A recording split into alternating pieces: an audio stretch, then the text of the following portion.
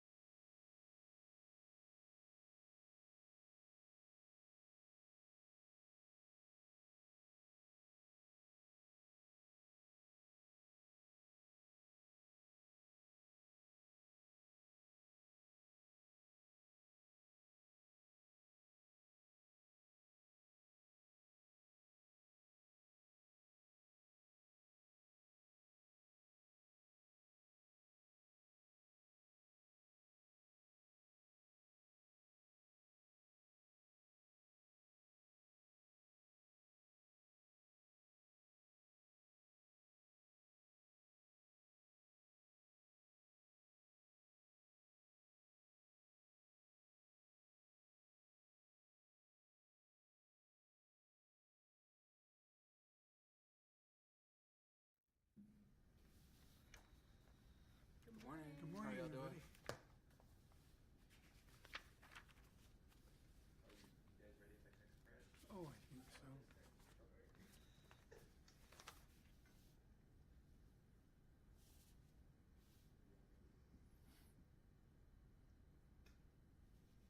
Good morning, Taylor. Good morning. How are you guys? Good. Happy third day of fall. Officially? Feels like it. Yeah, first day was on Sunday.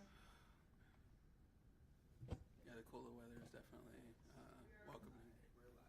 Okay, well, good morning, and welcome to the City Manager and Mayor's Press Conference for the month of September.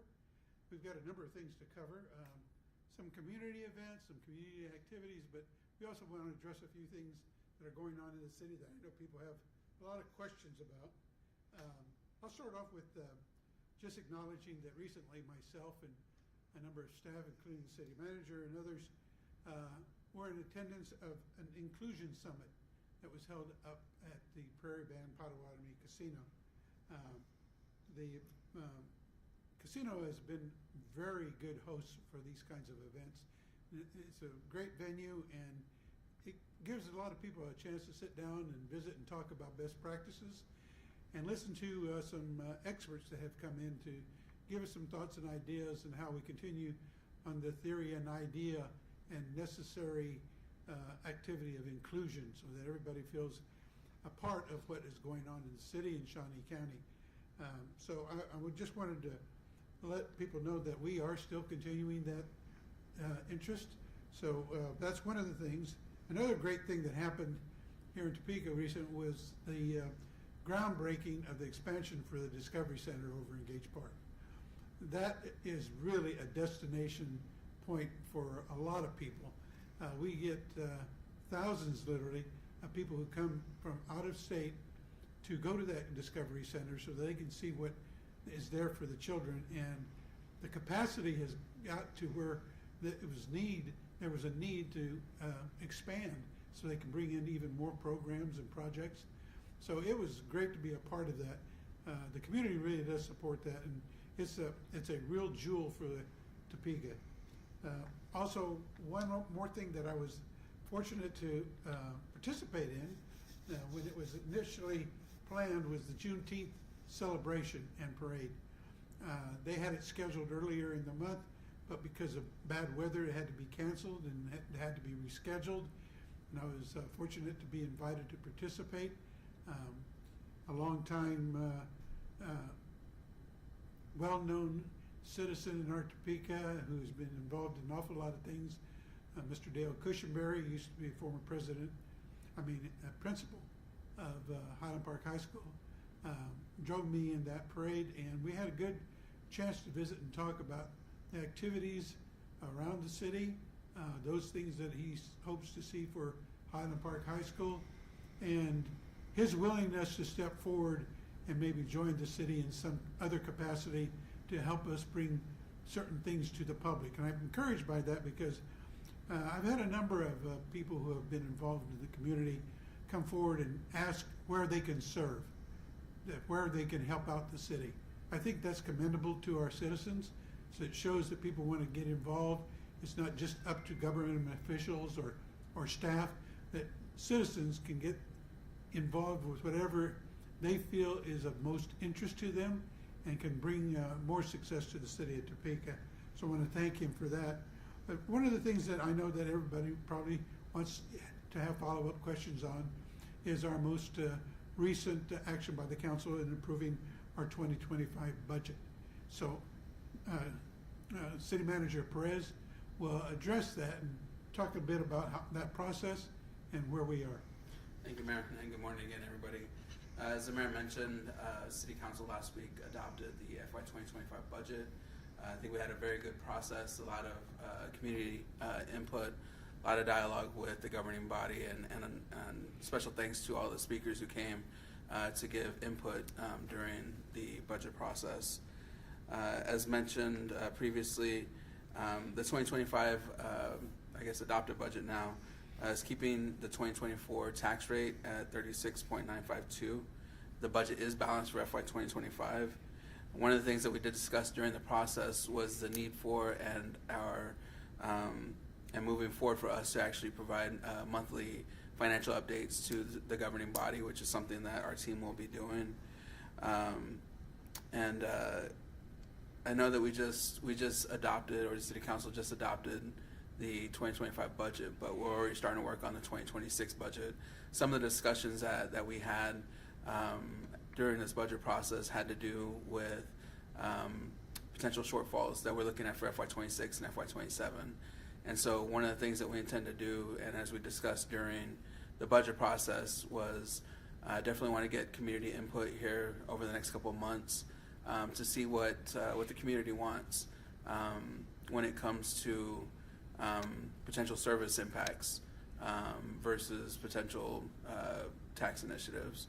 And so the team and I do intend to visit the community again moving forward, so that way we can share a lot of the information that we share with the governing body during the budget process, seek that input, and then use that information to take on a retreat with the City Council probably in early December. I guess aside from the budget process, want to give some updates on the police chief recruitment. The position posted, I believe, last week, if not the week before.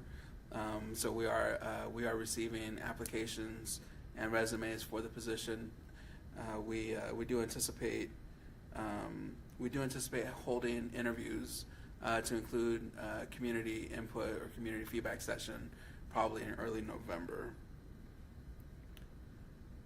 Along the lines of the police chief update, I know in recent months we've talked about our road and construction updates.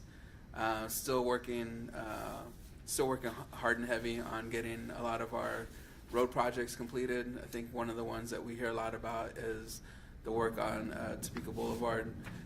Right now we are working to finish some water line tie-ins across the intersections of 21st and Topeka and 27th and Topeka.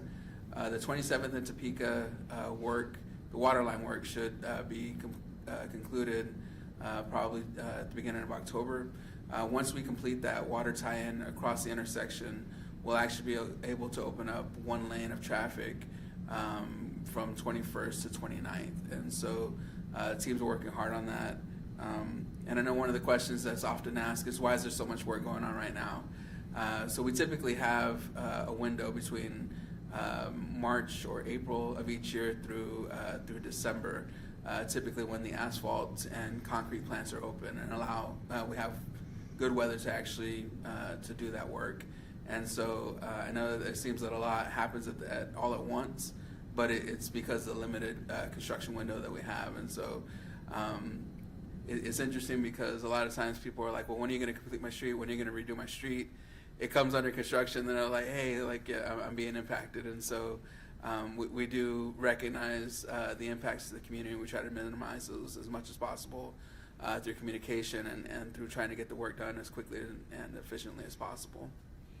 If I can follow up on that, Dr. Perez, while that construction is going on throughout the city, and in specific right now when he was talking about Topeka Boulevard, there are obviously businesses that are impacted as well, and they are concerned about the traffic into their businesses and want to make sure that they are able to continue and grow in their work. So I encourage citizens, if you've been keeping an eye on things and you see the need to reroute yourself so you can still go to some of the businesses, I'll mention a couple by name just because they're very specific, and that is Knoller's Auto Dealership and the new Higher Grounds Coffee Shop. You know, that just opened just this year, and it's important for them to keep their businesses coming in regardless of the traffic. Small business is something that we have continually supported in the city of Topeka, so we want to remind people about that.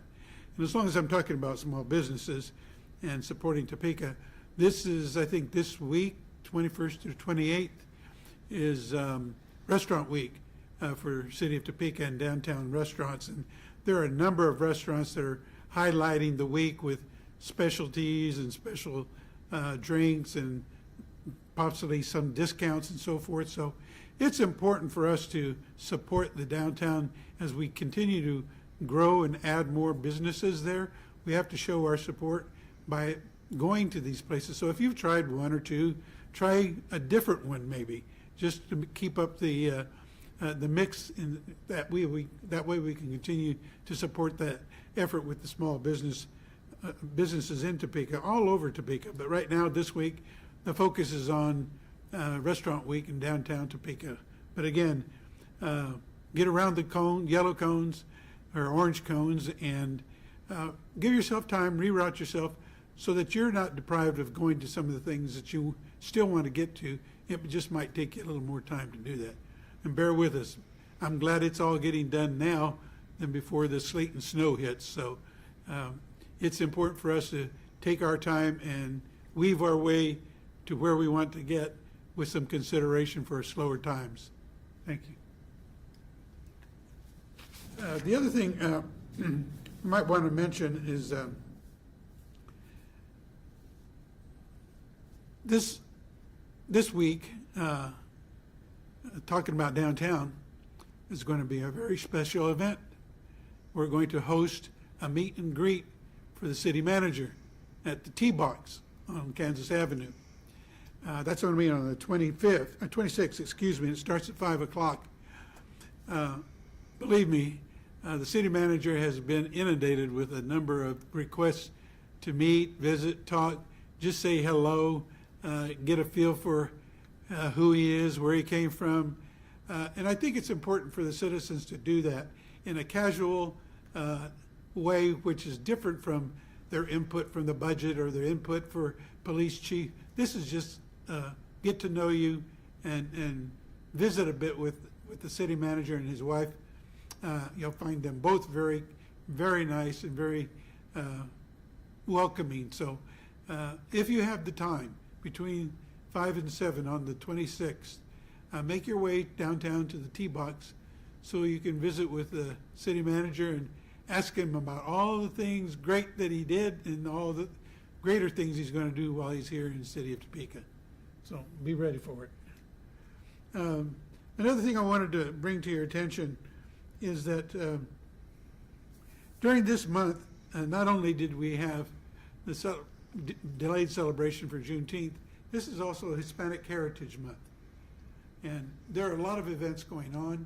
There's some specials again. But the more important thing is for you to take the time to find out a little bit more about the Hispanic culture. It's varied as much as any other culture. North, South, East, and West, they all have their different practices and the way they live through life. But you'll find a common bond. But take the time to visit a website that's comfortable for you and ask around. There are a lot of places. One of the best places to go to is the public library and find out information about the Hispanic culture and how it's celebrated during the month of September. It kind of it gets us prepared for another event that is coming to Topeka. It's called El Dia de los Muertos, and it's during the Halloween season. It's not about Halloween, but it's about the celebration again of family and the culture and how they remember those who have passed on. So it kind of prepares you for that understanding of what that holiday is. So I would encourage you to do that.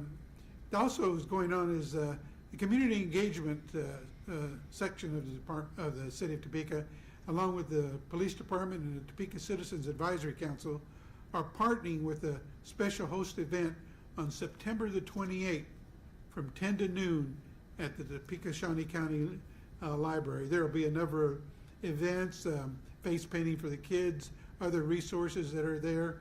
And I would encourage you, again, to take part in these events.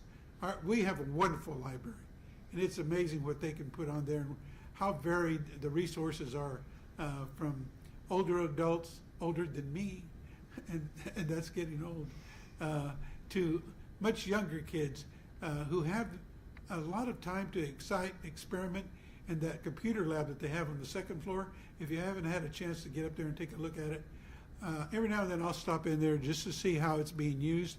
And you can see a variety of ages, people in there doing projects on their own. Some of them are doing their business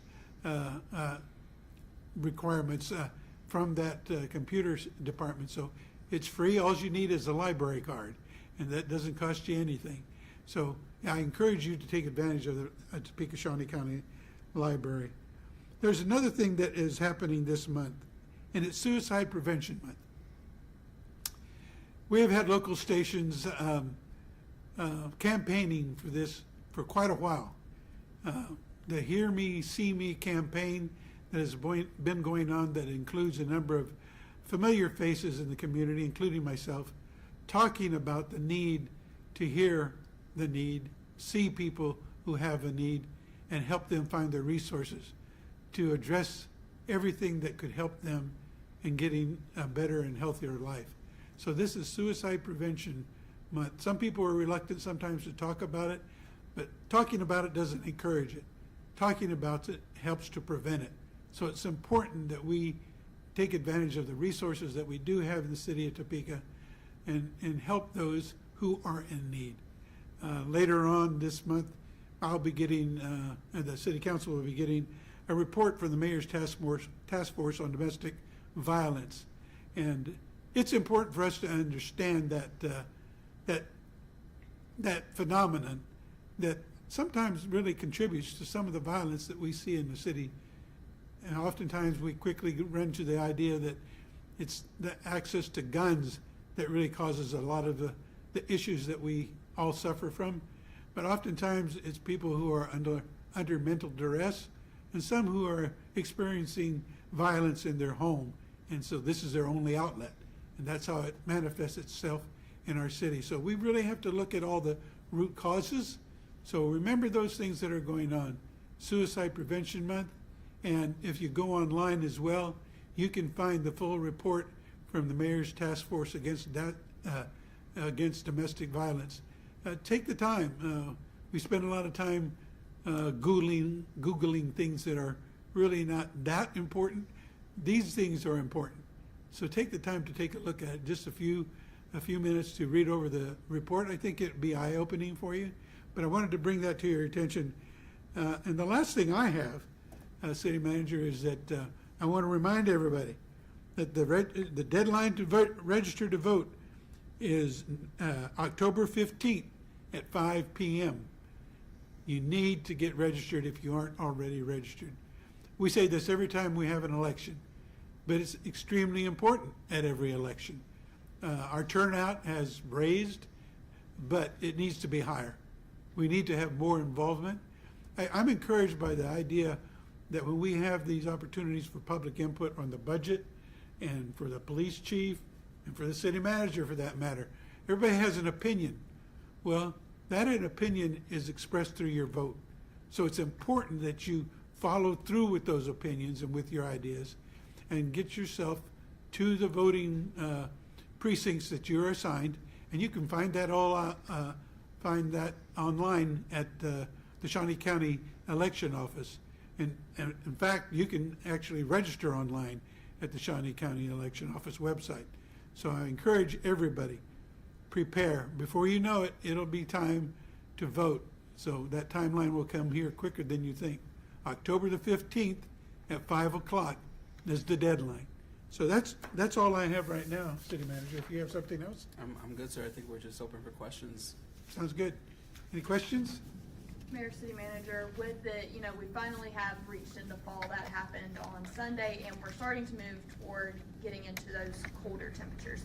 Where are we at as far as homelessness, and what is that kind of looking like as we do kind of merge into these cooler months? So we recently had a presentation to the Mayor and City Council for the Built for Zero model. Essentially, at the basis of that is working with our stakeholders to effectively reduce homelessness. We'll continue working with those partners to ensure that we have adequate resources available as we get into the colder months for the homeless population. Also, too, with Hotel Topeka, where are we at with that? I know that the city's kind of asking for more finances for that, so if we could have an update on that as well. So we had a solicitation that was out for public review to actually get brokerage services for the hotel. We received 0 responses. In follow-up with some of the communities that would submit proposals for that type of work, some of them identified to us that they just didn't have enough time to put a proposal together. So we are resoliciting for those services in the meantime. But in the meantime for that, we're also open to any deals that may come to us or that we are potentially seeking. So we're basically taking a 2-track approach to proactively go out and see if there's groups that may be interested in working a deal with the city. But at the same time, we're also looking, again, for those brokerage services to help us find somebody to help us market the hotel. I might add that the request for additional funds is for operations, and it's just like anything else. If you buy a home, you don't just let it sit there. If it needs to be repaired, you repair it. If you need to update it, you do that as you can. And what you do is you invest in something that is an asset for the community and for yourself, and that's what we're doing. We know that we have to be as attractive as we can as a property to those who might wish to purchase the hotel. So there are other plans that have come forward with regards to how that's done. And we're not just looking at cosmetics.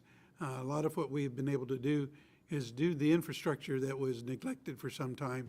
And of course, any buyer who's going to look at that is going to do everything they can to do due diligence and see what the condition of the property is.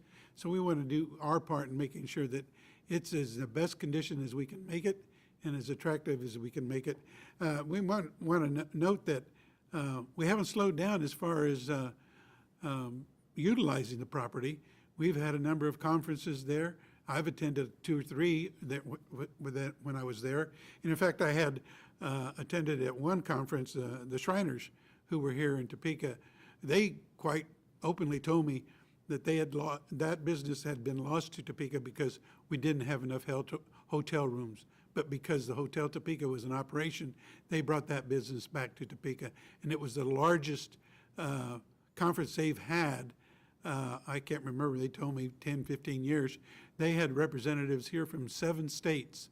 And they did nothing but praise the staff and the sales staff and all of those who were working in the hospitality area and taking care of all the attendees. So I just want people to know that it's not just sitting there waiting, and that's what would have happened and could have happened had we not taken some action. It would have been there just waiting for somebody to buy it and see who showed up.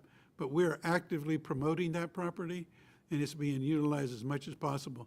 And keep your eyes on the news and for announcements, because there are things that are being planned to keep it an active property. Okay, any other questions? As far as construction goes, I've seen some people comment that with the road closed or no through traffic signs, that some people are taking those as maybe suggestions and not really believing what they say. Have you guys noticed some of those problems? Well, I know that, I think I've seen some comments with regards to people, because of the redirection of traffic, they'll take shortcuts through private property, and that's what it is. A gas station is private property, and it's not a detour that you can just arbitrarily choose. Some people choose to do that, but it can be dangerous because there are people frequenting those businesses. People could be walking through. They're not expecting through traffic to come through at maybe 25 miles an hour. So it's important to understand that's illegal to do. That's not just a suggestion. It's illegal, and if you are observed doing that by law enforcement, you can be ticketed for that. So again, give yourself enough time. You know the traffic is going to be slower. You know it's going to be all directed into another direction. Plan for some time so that you can not feel rushed. I know this morning, even taking my grandson to high school, the lines are long on some of the streets because all that traffic is redirected. We just leave a lot earlier and we still get there on time. And also with us moving into these colder months as well, is the city kind of on track with all of the construction projects that are going on, and what is that looking like because like as you mentioned earlier, you know, it's really the peak time to get this stuff done before it does start snowing. Yeah, so overall, yes, we are on track with our projects. In the event that we run into some unforeseen circumstances, we do have contingency plans in place to potentially cover up and use temporary asphalt or something, and then come back again in the spring to finish up final restoration. But as of today, we are on track to finish our projects. One thing I might add, and it was on the list, and wanted to make sure we mentioned it, because of the storms that we've had and some of the tree limbs that are still down and around, we're still working on that. We believe that most of the majority of the pickup will be completed by the 27th of this month. So if you still are worrying about when it's going to come by, if you've called it in or moved those limbs to the curb line so that they can be seen, the 27th is about where we anticipate will be completed, picking up all the debris from the storm. Anything else? Okay, well, I want to thank you for your attention and for coming, and have a great week. Thank you all.